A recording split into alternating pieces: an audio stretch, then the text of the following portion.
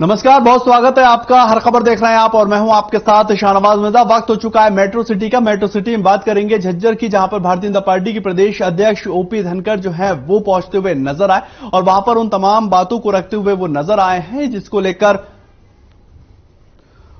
राजनीतिक और कला जगत की उन्होंने काफी ज्यादा दुखद बताया। उन्होंने कहा सोनाली फोगाट का जाना पार्टी के साथ साथ एक कलाकार का जाना है और इससे पार्टी को तो नुकसान हुआ ही है और ये कला जगत की भी एक भरपाई नहीं होती नजर आएगी।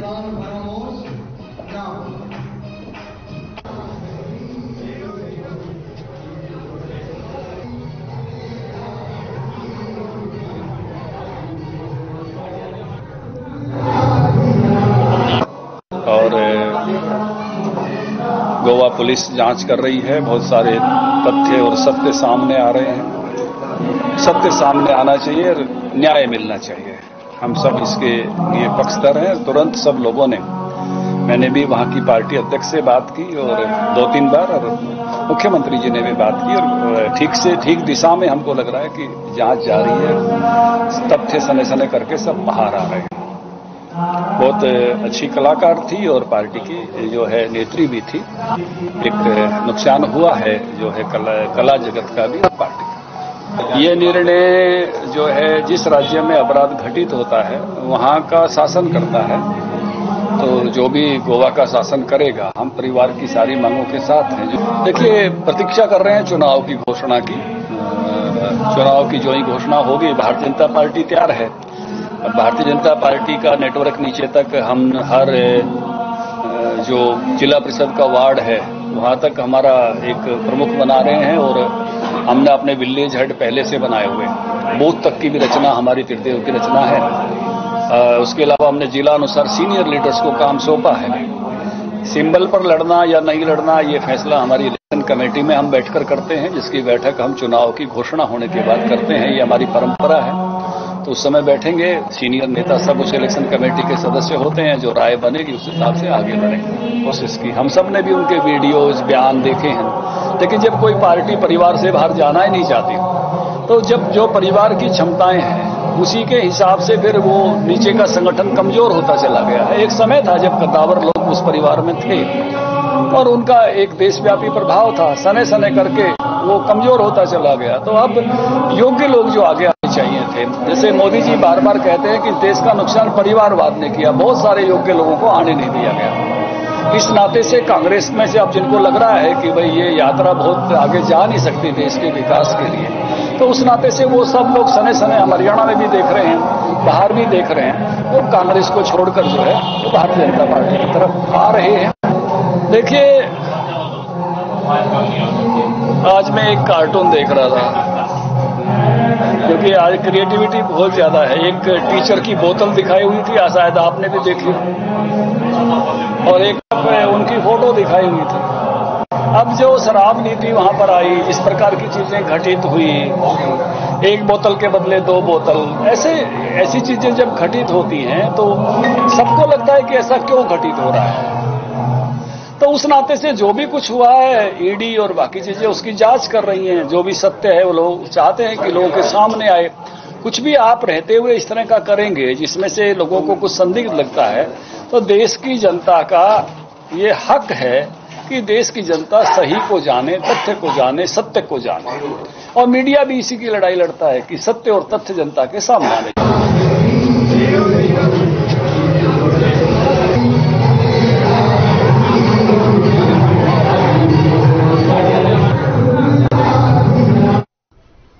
वहीं पर झज्जर के एक गांव में व्यक्ति की शराब अधिक पीने की वजह से मौत हो गई है और बताया यह भी जा रहा है कि युवक शराब का अधिक सेवन करने के बाद वहां पर गिर गया, जिससे उसके शरीर के ऊपर काफी गंभीर चोटें आई हैं और उसकी मौत हो चुकी है।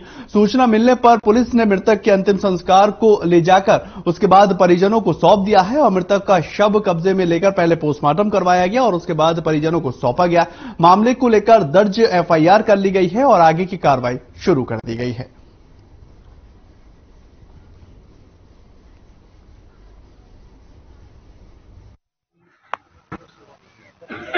व्यक्ति की मौत हो गई है, जिसकी सूचना हमें मिली थी, तो हम वहाँ पहुंचे हैं। डेड बॉडी को लेकर अस्पताल में पोस्टमार्टम किया। जो उनके परिजनों ने दरख्वास्त दी है। अब इस पर शराब पीने का आदी था, जिससे गिरने से इसका चोट है, उसके कारण ही मृत्यु होने की दरख्वास्त के मुताबिक है।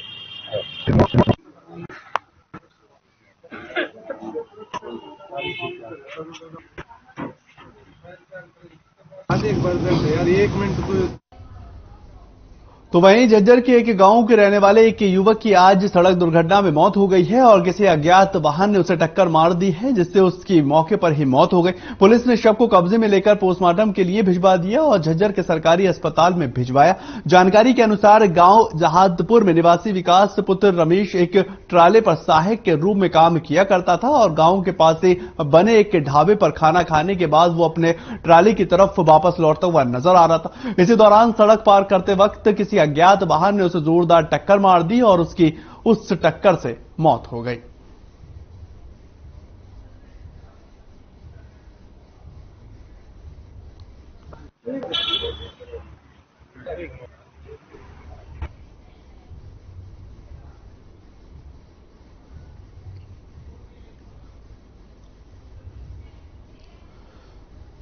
खबर झज्जर से ही है, जहां पर लगभग एक सप्ताह पूर्व झज्जर के सहवाग इंटरनेशनल स्कूल के अंदर 8 वर्षीय बच्चे के साथ एक दुराचार का मामला निकलकर सामने आया था और उसको लेकर राष्ट्रीय बाल संरक्षण आयोग के चेयरमैन प्रिंक पहुंचते हुए नजर आए।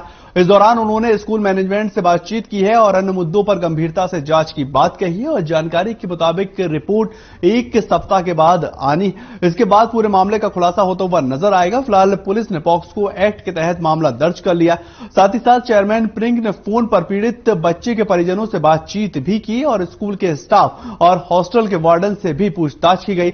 उन्होंने ये माना है कि स्कूल के हॉस्टल में कुछ कमियां जरूर देखने को मिली है और उन्होंने ये भी कहा कि पूरे मामले के जांच आने के बाद ही तफ्तीश की जाएगी और हर एक पहलू को खंगाला जाएगा।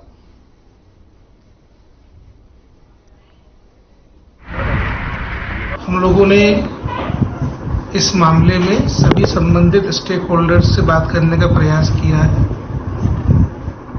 आज हमारी विक्टिम से कंप्लेनेंट से बात नहीं हो पाई है।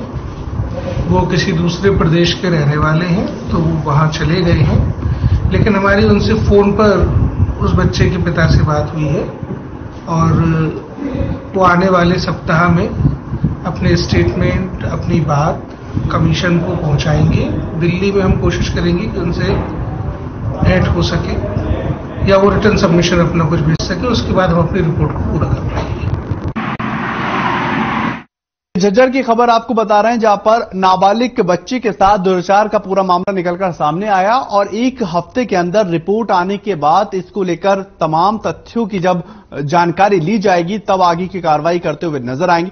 इसको लेकर आपको बताएं कि सहवाग इंटरनेशनल स्कूल जो है वहां पर बच्चों को जो है खेल के लिए प्रेरित किया जाता है, उनको गाइड किया जाता है, ट्रेनिंग दी जाती है और वहां पर एक बच्चे के साथ दुराचार का मामला निकलकर सामने आया और पुलिस अब आगे की मामले की जांच करती हुई नजर आएगी और साथ ही साथ हर एक तथ्य को, हर एक पहलू को खंगालती हुई वहां दिखाई देगी।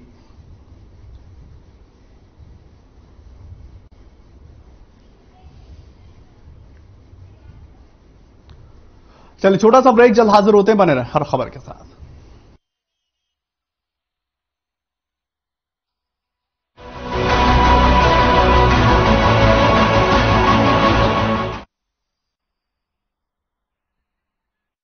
साधना एकेडमी फॉर मीडिया स्टडीज में एडमिशन शुरू हो चुके हैं। सिर्फ कुछ ही सीटें बची हैं, तो देर बिल्कुल न कीजिए। हमारा कॉन्टैक्ट नंबर है 9999131700, 9999131800 या फिर आप हमारी वेबसाइट www.sadhnamedia.com पर विजिट कर सकते हैं। आप हमें noida.sams@gmail.com पर ईमेल भी कर सकते हैं। 100% जॉब प्लेसमेंट की गारंटी। आज ही संपर्क करें। Hey mom, hey, look, I can download a song really fast. I can make dosas faster. Must be joking. Bus, 3 easy steps. Mix with water, spread batter, fry. गाना download हुआ? नहीं, पर तब तक मैं इडली बनाती हूँ। हमने बनाया किड्स से। पंजाब है जसप्रीत का ठिकाना, मुंबई है आदर्श का आशियाना, केरल का गोविंदन निवासी, कोलकाता में जन्मे है काशी। हर हिंदुस्तानी की शान, ARB बियरिंग जोड़े सारा हिंदुस्तान। मेरे जैसा कोई दूसरा? चुलबुलापन जिसकी हर बात में भूल जाए, जिंदगी में रंग भर दे। मेरी जैसी मेरी अपनी पताका चाय, गजब का स्वाद। रूप मंत्रा आयुर्वेदिक फेस वॉश, इसमें है क्यूकम्बर के प्योर एक्सट्रैक्ट जो नेचुरली चेहरे को मॉइस्चराइज रखे। ये कोई कॉस्मेटिक नहीं, आयुर्वेदिक औषधि है। देखें कौन नया खिलाड़ी आया है, समझा देते हैं, प्यार से समझाएंगे। ये तो अपनी जुबान है। जुबान एक हो तो दिल भी एक होनी चाहिए। विमल बोलो जुबान केसरी। अगर आप पत्रकारिता के क्षेत्र में करियर बनाना चाहते हैं तो हम सिखाएंगे आपको इलेक्ट्रॉनिक मीडिया के हर गुण।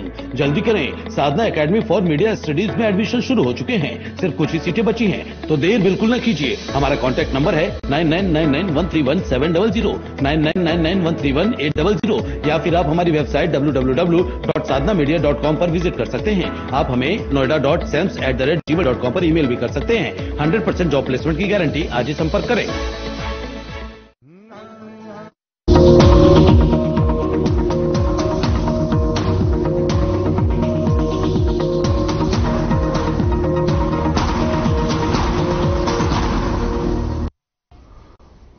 ब्रेक के बाद आपका स्वागत है। एक बड़ी खबर आ रही है गुरुग्राम से, जहां पर बीते 24 घंटे की अगर बात की जाए 222 पॉजिटिव केस आए। ओमिक्रॉन का कोई भी नया केस दरअसल नहीं आया। 248 लोगों ने कोरोना को मात दी। कोरोना से जुड़ी यह खबर, 3708 लोगों के सैंपल लिए गए, 248 लोगों ने कोरोना को मात दी। ये गुरुग्राम से एक बड़ी खबर आपको बता रहे हैं। बीते 24 घंटे के अंदर 222 कोरोना के पॉजिटिव केस आए। ओमिक्रॉन का नया केस दरअसल निकलकर सामने नहीं आया है और 248 लोगों ने इस कोरोना बीमारी को मात दी है और 248 लोग इस कोरोना से जीतते हुए नजर आए हैं। यानी कि गुरुग्राम के अंदर 222 पॉजिटिव केस मिले। ये बड़ी खबर आपको गुरुग्राम से बता रहे हैं। 248 लोगों ने कोरोना को मात दी है और बीते 24 घंटे में 3708 लोगों का इसमें सैंपल लिया गया था। कोरोना को लेकर लगातार सरकार गाइडलाइन तैयार करती हुई नजर आ रही है और लोगों से अपील भी ये की जा रही है कि जो गाइडलाइन है उसके तहत अपनी दिनचर्या को करते हुए नजर आए, क्योंकि मास्क लगाना बहुत ज्यादा जरूरी है, सोशल डिस्टेंसिंग का पालन करना बहुत ज्यादा जरूरी है, क्योंकि केसेज जो हैं जब वो बढ़ते हैं तो वो एक बड़े पैमाने पर बढ़ते हुए नजर आते हैं। और उसी कड़ी में ये बड़ी खबर जहां पर लोगों को सावधानी बरतने के लिए कहा जा रहा है और लोगों से ये अपील की जा रही है कि आप तमाम लोग जो हैं इस कोरोना की जंग में सरकार के साथ खड़े नजर आए और जिस तरह से सरकार गाइडलाइन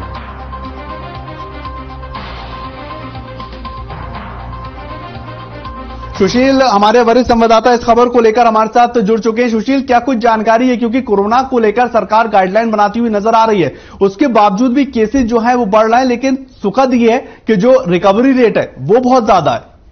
नहीं, बिल्कुल सही कहा आपने। देखिए, रिकवरी रेट ज्यादा है। आज की हम आज का भी जिक्र करें तो 248 लोग कोरोना से जो पॉजिटिव थे वो स्वस्थ हुए हैं और 222 नए केसेस मिले हैं। और ये जो 222 जो नए केस आए हैं वो करीब 3700 कुछ लोगों की जांच की गई और जांच के बाद यह उन केसेज सामने आए हैं। साथ ही ये एक बड़ी और प्रशासन लगातार एहतियात बरतने की सलाह दे रहा है।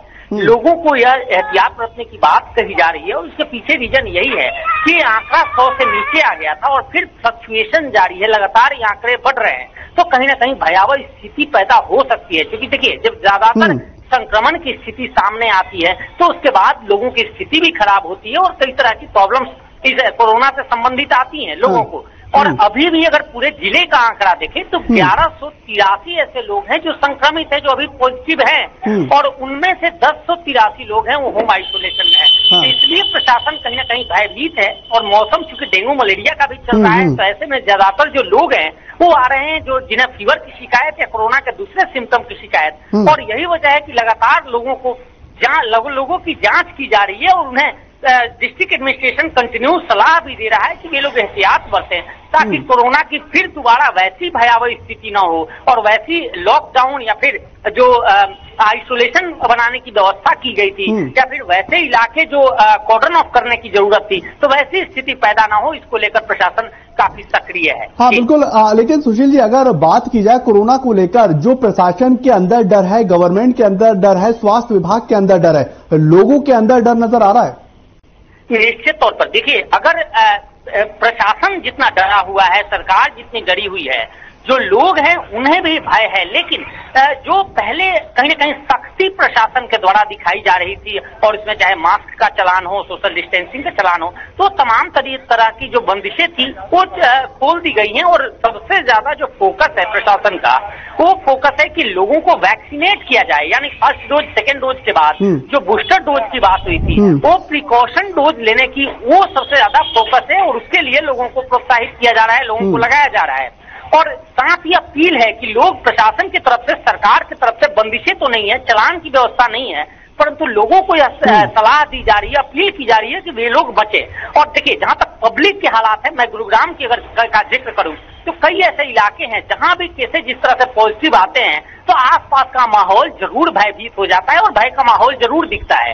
और वही स्थिति आज भी है। बेशक से हम कोरोना को लाइफ स्टाइल में शामिल कर लिए हों, कोरोना के साथ जीना सीख लिए हों, लेकिन उसके बावजूद भी स्थिति वह है कि कोरोना संक्रमित पॉजिटिव की जैसे ही सूचना आती है, मैसेज आते हैं, उसके बाद लोगों के हाथ पांव जरूर फूल जाते हैं, लोगों में डर जरूर समा जाता है और लोग कहीं ना कहीं दूरी बनाना जरूर शुरू कर देते हैं। बहुत बहुत शुक्रिया सुशील आपका इस तमाम जानकारी के लिए, बातचीत करने के लिए। सुशील हमारे वरिष्ठ सहयोगी हमारे साथ जुड़े और कोरोना को लेकर अपडेट देते हुए नजर आ रहे हैं। आगे बढ़ेंगे, बात करेंगे। दिल्ली के अंदर हरियाणा कांग्रेस की बैठक हुई है और ये बैठक राज्यसभा के सांसद दीपेंद्र हुड्डा के निवास स्थान पर की गई। बैठक के अंदर नेता प्रतिपक्ष भूपेंद्र सिंह हुड्डा भी शामिल हुए हैं और बैठक करीब 5 घंटे तक लगातार चलती रही। इसमें 4 सितंबर को दिल्ली के रामलीला मैदान में होने वाली कांग्रेस की हल्ला बोल रैली को लेकर और सफल बनाने को लेकर चर्चा की गई और बैठक खत्म होने के बाद भूपेंद्र सिंह हुड्डा ने बैठक के बारे में जानकारी दी। सभी कार्यकर्ताओं को उनकी जिम्मेदारी बता दी गई है और देश के इतिहास की सब में बड़ी रैली बताई जा रही है।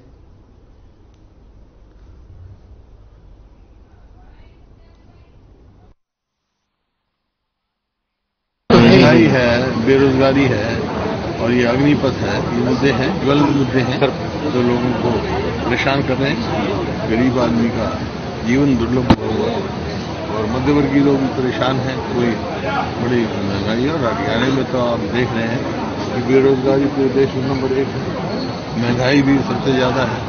इस वास्ते हरियाणा में बहुत ज्यादा ये प्रभावित ज्वलंत मुद्दे हैं। अग्निपथ पे सबसे ज्यादा वाला है, इस वास्ते लोगों का रिस्पॉन्स है वो अपने। तो वहीं पर हरियाणा के अंदर यूथ कांग्रेस ने 2024 के चुनाव की तैयारियां भी शुरू कर दी हैं और इसी को लेकर यमुनानगर से यूथ जोड़ो कार्यक्रम की शुरुआत की गई। यूथ कांग्रेस के प्रदेश अध्यक्ष दिव्यांशु बुद्धिराजा ने यह कहना है कि प्रदेश के सभी बूथ स्तर पर युवाओं को जोड़ने का कार्यक्रम शुरू कर दिया गया है और यूथ कांग्रेस ने पूरे हरियाणा के अंदर कांग्रेस को मजबूत करने के लिए तैयारियां शुरू कर दी। उन्होंने आगे बताया कि जिला व विधानसभा स्तर के ऊपर यूथ कांग्रेस को मजबूत किया जाएगा और यूथ कांग्रेस में चुनाव लड़ने के इच्छुक युवाओं को भी टिकट दी जानी। प्रदेश यूथ कांग्रेस अध्यक्ष दिव्यांशु बुद्धिराजा का यह कहना है कि हरियाणा में सरकार गरीब बच्चों को अनपढ़ रखना चाहती है और इसी के चलते 105 सरकारी स्कूलों को बंद किया जा रहा है।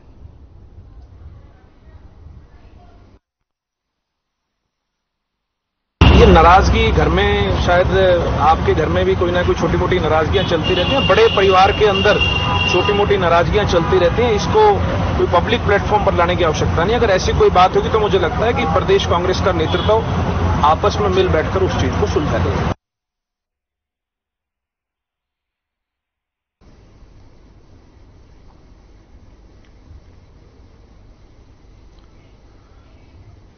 तो उधर करनाल पहुंची कांग्रेस की पूर्व प्रदेश अध्यक्ष कुमारी सैलजा पार्टी कार्यकर्ताओं से मुलाकात करती हुई नजर आई हैं और उन्होंने 4 सितंबर को दिल्ली के रामलीला मैदान में होने वाली कांग्रेस की रैली के लिए कार्यकर्ताओं को निमंत्रण भी दे दिया। आपको बताएं कि महंगाई के विरोध में कांग्रेस की ओर से 4 सितंबर को दिल्ली के रामलीला मैदान में हल्ला बोल रैली का आयोजन किया जाएगा। तो वहीं पर गुलाम नबी आजाद के कांग्रेस से जाने के सवाल पर जवाब देती हुई कुमारी सैलजा ने कहा कि हमारी पार्टी और संस्था किसी भी व्यक्ति से ज्यादा मजबूत और बड़ा है। पार्टी की पहचान किसी व्यक्ति से नहीं बल्कि पार्टी में रहकर व्यक्ति की पहचान बनती है और किसी व्यक्ति को पार्टी से चले जाने पर पार्टी पर कोई भी फर्क पड़ता हुआ नजर नहीं आता। इससे पहले भी बहुत से लोग पार्टी को छोड़कर जा चुके हैं, लेकिन आज भी पार्टी ज्यों की त्यों खड़ी हुई है। और वहीं पर सोनाली फोगाट के मामले पर बोलती हुई उन्होंने कहा कि सोनाली की मौत की निष्पक्ष जांच होनी चाहिए और सरकार इसे गंभीरता से लेती नजर आए।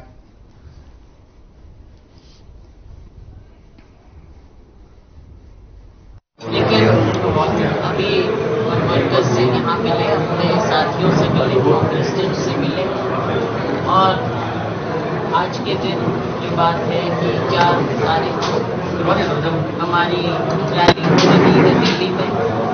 उसके लिए सभी साथियों से आह्वान किया है, उनसे बातचीत की है कि सभी लोग ज्यादा से ज्यादा संख्या में अपने साथियों को लेकर सुबह रामलीला मैदान में पहुंचे।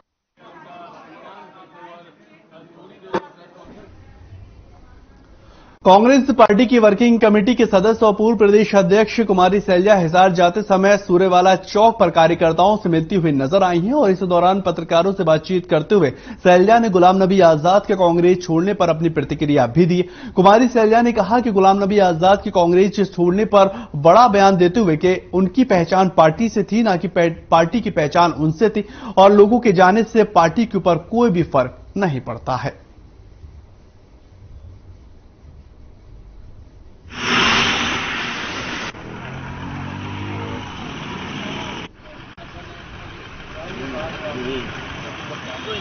पहचान जिसकी भी बनती है वो कांग्रेस पार्टी के कारण ही बनी है और संगठन से बड़ा ऊंचा कोई भी नहीं। सोनाली फोगाट की मौत पर क्या कहेंगे? बड़े संदिग्ध घटनाक्रम में उनकी मौत हुई है और हम चाहेंगे कि निष्पक्ष जांच हो ताकि उन्हें और उनके परिवार को इंसाफ मिल सके। तो वहीं पर चरखी दादरी जिले के गांव मोरवाला के अंदर एक विवाहित ने फांसी लगाकर जान दे दी है और विवाहित के मैके वाले जो हैं इसे हत्या बताते हुए नजर आ रहा है। घटना की सूचना पुलिस को दी गई और मौके पर पहुंची पुलिस से जांच में जुटी हुई है और शव को लेकर आगे की तफ्तीश करती हुई नजर आ रही।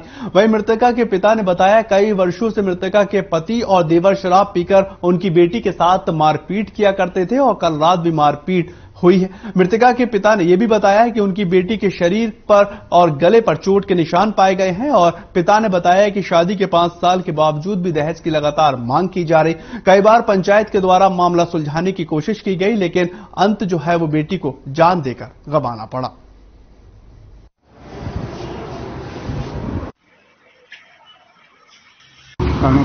तो बाकी रही बात यूं को हमने पता लग गया था सवेरे 6 बजे। बोले भाई लड़की गुजरली आके देखे तो हो कम बात उसका गला घोट कर मार रहा। मेरी सिस्टर है मुकेश देवी जिसकी शादी मोरवाड़ा गांव जिला चरखी दादरी में है।